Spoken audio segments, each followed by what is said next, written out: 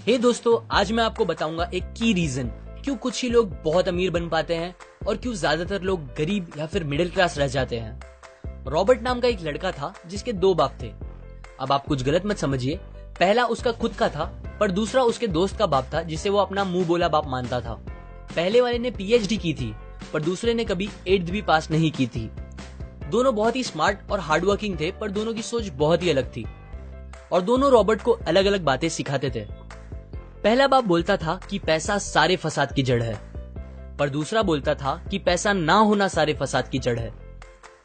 पहला रॉबर्ट को हमेशा महंगी चीजों के बारे में सोचने से मना करता था और कहता था कि वो हमारी हैसियत के बाहर है।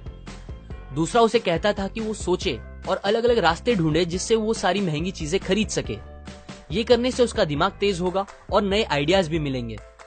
पहला उसे कहता खूब मेहनत कर, अच्छे से पढ़ लिख ताकि तुझे बड़ी कंपनी में नौकरी लगे और तू बड़ा इंसान बन पाए।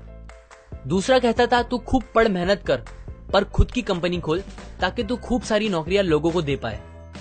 रॉबर्ट के पास एक एडवांटेज था, उसने अपने दोनों बापों को अपनी अलग अलग सोच के साथ बढ़ते और उनकी तरक्की देखी।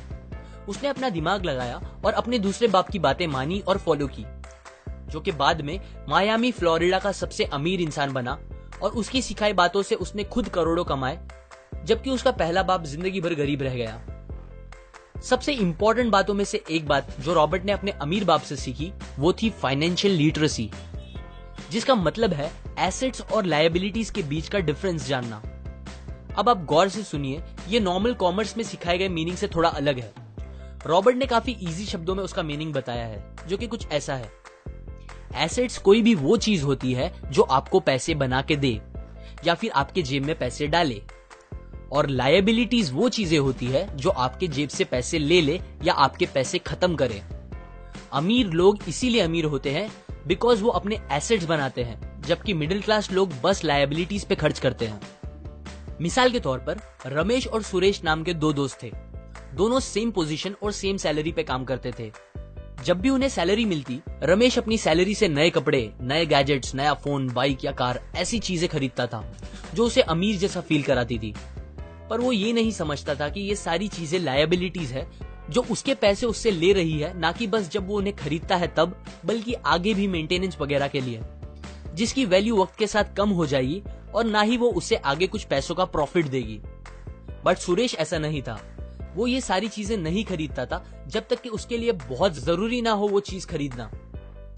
वो पैसे जमा करता था और एसेट्स पे खर्च करता था, जैसे कि स्टॉक्स, बॉन्ड्स, रियल एस्टेट, अपनी खुद की स्किल्स बढ़ाने के लिए या कुछ सीखने के लिए जो उसे आगे और पैसे बना के दे। 2 साल बाद सुरेश करोड़पति बन गया, जबकि रमेश वैसे का वैसा अपनी कम सैलरी को कोसता रह गया और कहता था कम सैलरी उसके मिडिल क्लास होने का रीजन है। एक गरीब इंसान का कैश फ्लो कुछ इस तरह होता है।